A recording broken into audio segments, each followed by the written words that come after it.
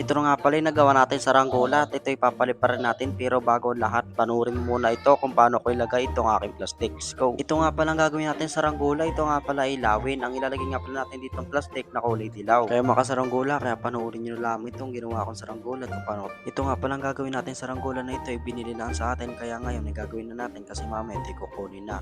Kaya bago muna ito, panurin muna itong video ko ito hanggang dulo.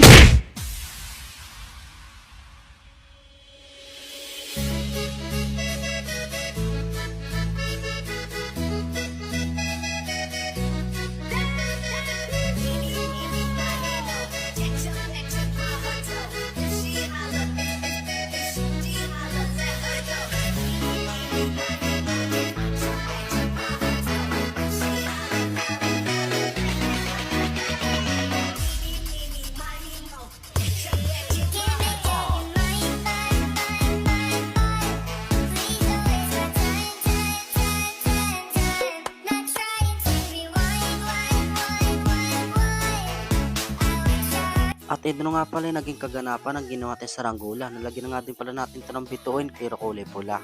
Kaya paano, paliparin na natin. Let's go.